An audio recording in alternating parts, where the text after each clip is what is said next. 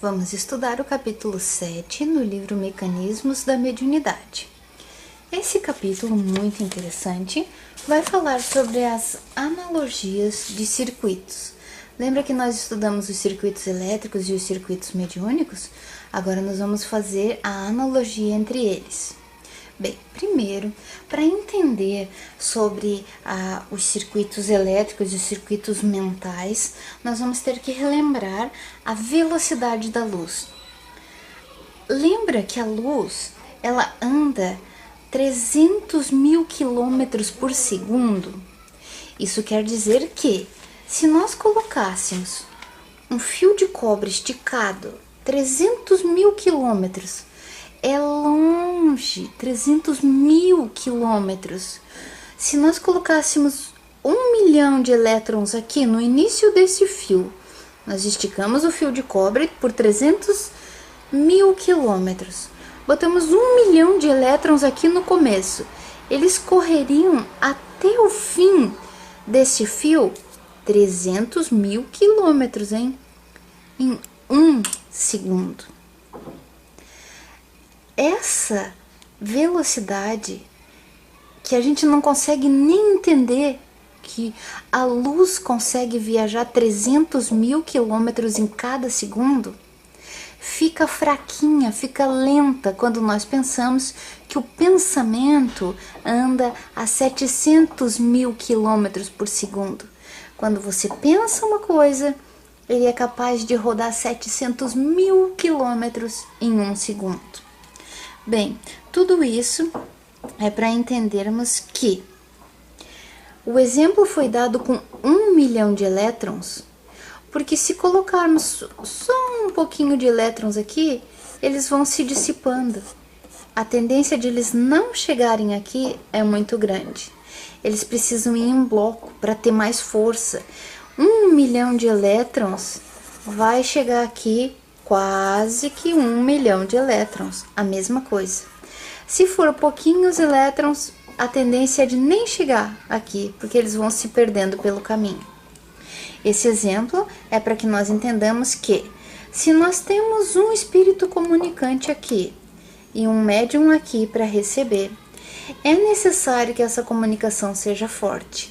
É necessário que esse espírito comunicante tenha muita vontade de comunicar, que essa corrente esteja bem ligada e que esse médium esteja com capacidade mental para esse trabalho, esteja com a sua atenção voltada para esse trabalho. A mesma coisa com essa comunicação mediúnica. O manifestante precisa ter a vontade firme, forte de comunicar, e o médium tem que estar atento. Quando são vários médiums, mais ainda é necessário a vontade firme de ajudar, atenção ao trabalho, sentimento equilibrado e harmonia do grupo, porque senão a corrente vai ter muita interferência. Se os médiuns estão desatentos, se o grupo não está fechado, lembram do circuito? Se o grupo não está fechado num circuito, se os médiuns estão, cada um pensando na sua vida, no seu trabalho, ou na qualidade desse trabalho mediúnico, estão com a cabeça em outro lugar, a energia se dissipa e não chega a formar uma corrente. Não chega a formar uma corrente boa, uma comunicação forte. Tanto o médium que se eleva para receber uma comunicação, quanto o médium que desce para ajudar e consolar, subir e descer no sentido de elevação de energia. Tanto o médium que consegue buscar uma informação no alto, nos planos mais elevados, quanto o médium que desce nos planos menos elevados para buscar, outro tipo de informação, para dar outro tipo de consolo. Tanto faz o médium que sobe ou desce. Esse médium, esse instrumento, precisa estar atento ao trabalho e, mais acima de tudo, precisa estar equilibrado. O equilíbrio mental do médium, tanto dentro como fora do centro, é fundamental para que esse circuito funcione bem. para que esse circuito seja capaz de comunicar e ser útil. Bem, manter-se equilibrado dentro e fora do centro não é uma coisa muito fácil, mas é preciso que os médiuns lembrem que aceitaram uma responsabilidade voluntariamente. A sua vida mental deve ser valorizada, no sentido de manter-se o mais harmônico possível, aumentando cada vez mais a sua fé no bem. É bom lembrar que o pensamento é muito mais rápido que a luz. Lembram? Mais que 300 mil quilômetros por segundo. O que quer dizer que quando você permite que o seu pensamento vagueie, quando você permite pensar coisas não elevadas, essa informação foi longe e vai dificultar o seu trabalho lá no centro. A qualidade da corrente mediúnica depende da qualidade dos condutores, o médium e o ambiente. Depende da afinidade dos pensamentos entre o gerador, que é o comunicante, e o receptor, que é o médium.